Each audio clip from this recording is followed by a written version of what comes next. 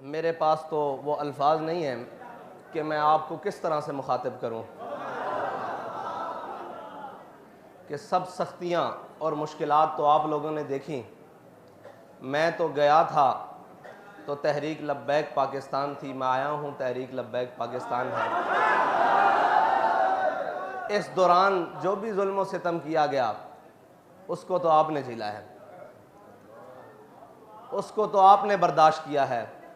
वो खून देकर हो, वो जान देकर हो, वो माल देकर हो, वो औलाद देकर हो, वो घर देकर हो, वो ख़ानदान देकर हो, ये सारी कुर्बानियाँ तो आपने दी हैं। मेरे पास कोई ऐसे अल्फाज नहीं कि मैं कहूँ मुअज़्ज़ज़ सामीन, आप इन सारे अल्फाज से बहुत ऊपर निकल चुके हैं।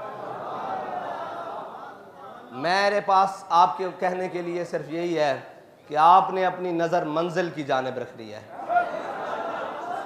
हमारी मंजिल क्या है वो बाबा जी हमें बता कर गए हैं, और इतने तरीके से बता कर गए हैं कि ये सारे मिलकर भी आ गए, आपको उस रास्ते से नहीं हटा सके, मंजिल से कौन दूर कर सकता है।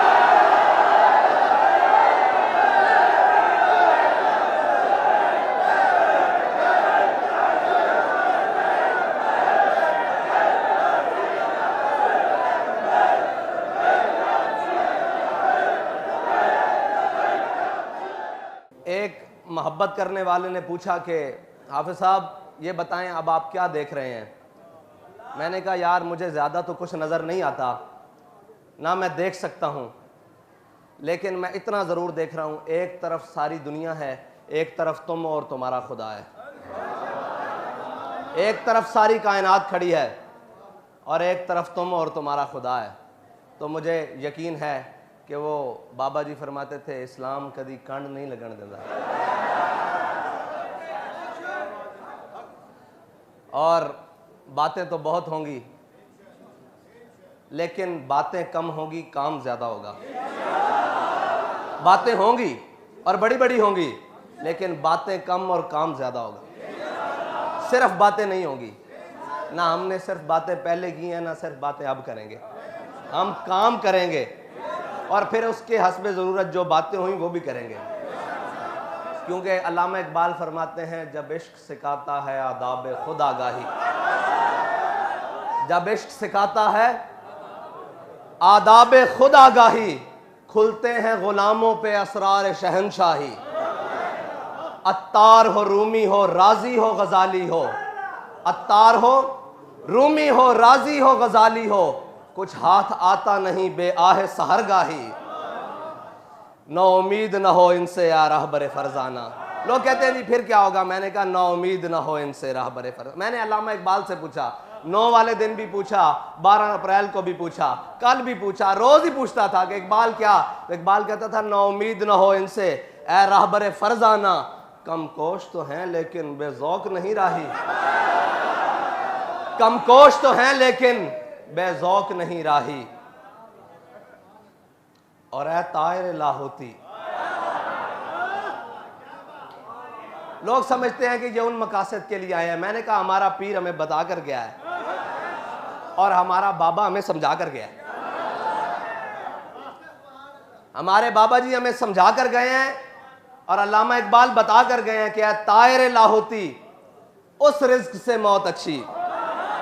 वो जो सुबह शाम लगे हुए हैं ना जिसके पीछे, वो सारे लगे हुए हैं रल के।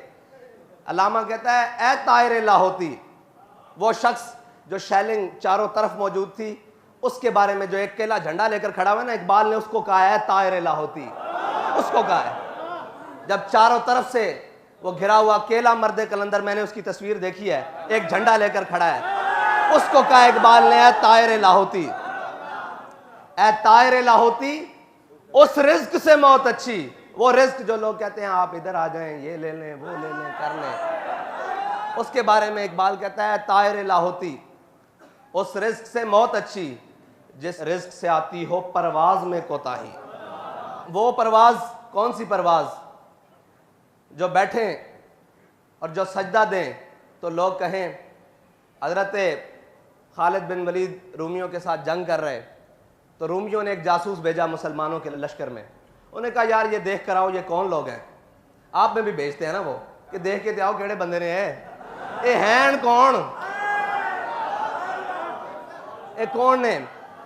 हजरत खालिद बिन वलीद के लश्कर में, मुसलमानों के लश्कर में, उन्होंने एक रूमी जासूस भेजा।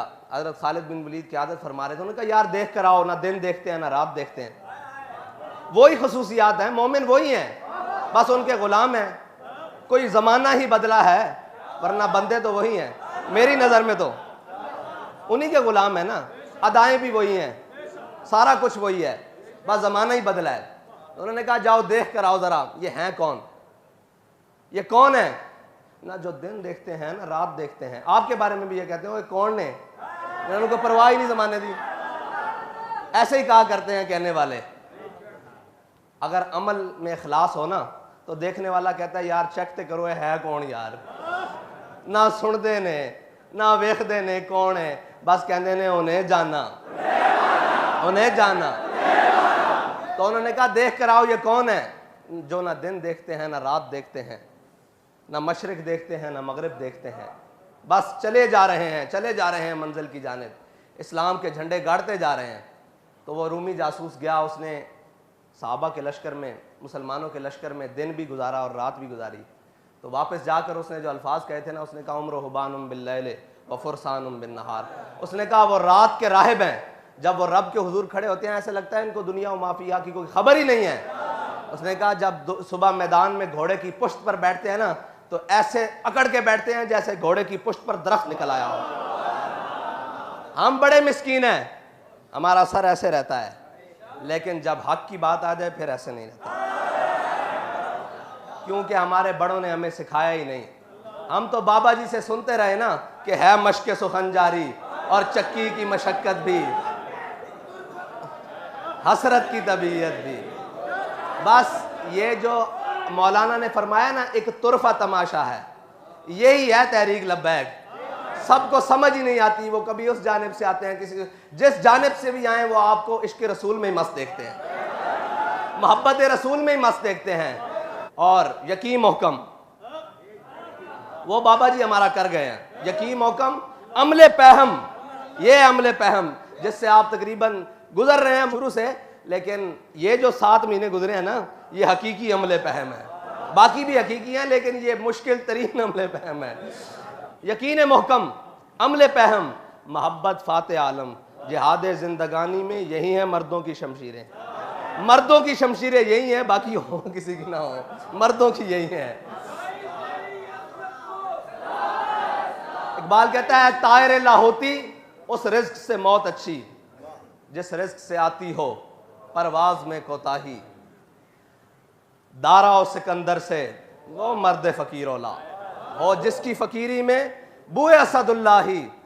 और आखिर में इकबाल तहरीक लब्बैक या रसूलुल्लाह के नौजवानों के नाम और उन धड़कने वाले दिलों के नाम भी कह के गया है जो आपके मिशन और आपके नजरिए के साथ धड़कते हैं। इकबाल कहता है आईने जमा मर्दा हक गोई ओ बेबाकी।